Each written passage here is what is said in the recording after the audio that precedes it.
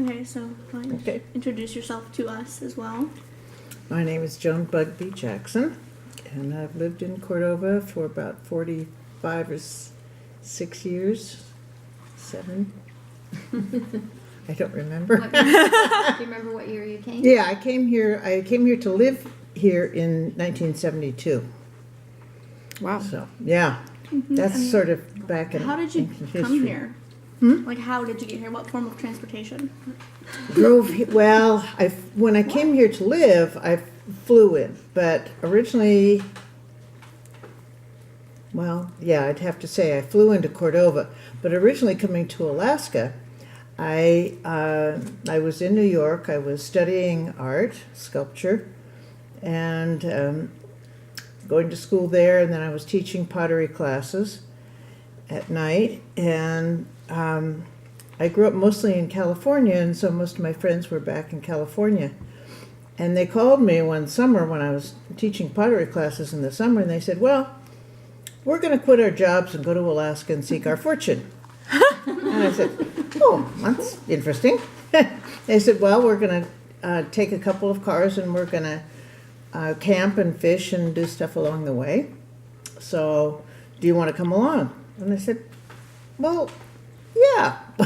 when my classes are done, so it was around the first part of August in 1970 then, and it was with my former roommate in college and her, by then, new husband, and a former roommate of his we were all a group of friends, and we would go scuba diving and things like that in California. So I said, that sounds like fun. So I did, and we took a month driving up the highway, stopping in gravel campgrounds and fishing and things along the way. And then we got to Anchorage, and then they all started looking very serious. They had to find jobs, and I said, I'm going back to New York. I'll see you later.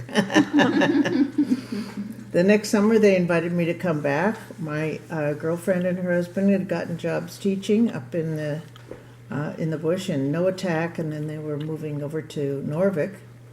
So I went up and visited them there. And the other friend, Mike was his name, came to Cordova. And we'd been friends for 4 or 5 years at that point. And I'd have to say the sparks began to ignite a little bit then. And so I still had stuff that I wanted to get done in New York. So I went back for a year. And so that was 1971. And then in 1972, I came here to live. And one of the interesting things about that was, this tells you how in ancient history it was, I went to send my drafting table and I had just had a one-room studio apartment. Went to send my drafting table and got it all wrapped up and so on. Took a taxi, struggling to get it in there. Went to a freight company, and I got out of the taxi with that after arguing with the driver, and said, I want to send this to Alaska. And he stepped back and he says, lady, you can't get there from here.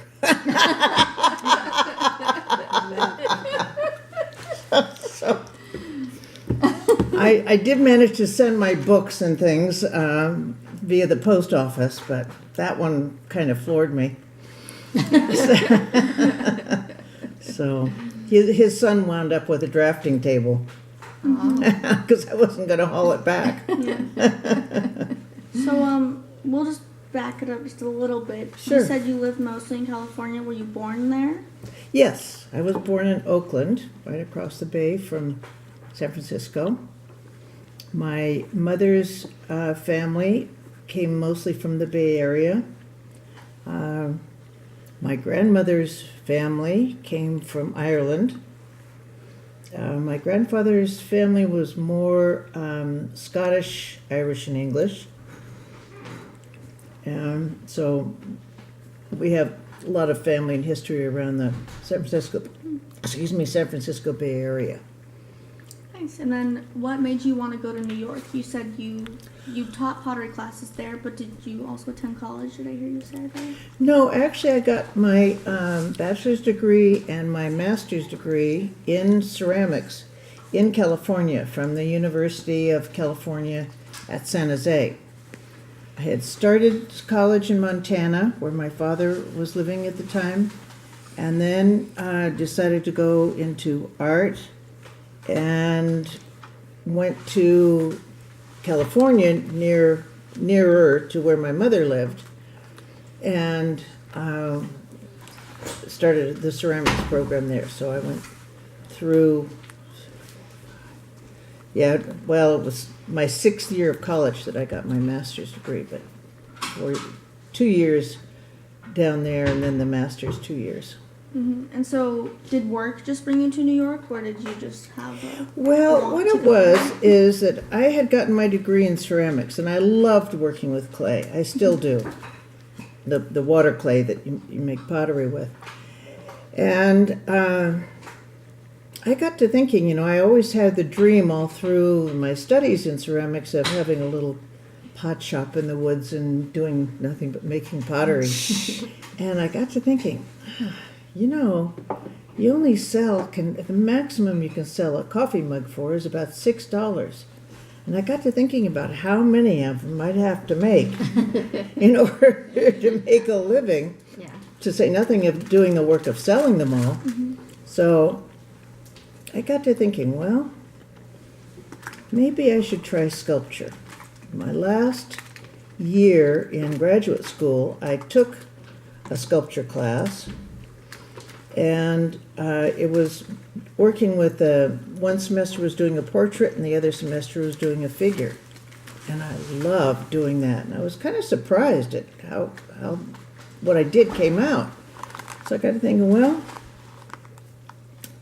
I'm going to go where I can learn portrait and figure sculpture. California was very avant-garde then, very abstract, weird stuff. And so I went to the Art Students League and the National Academy of Design.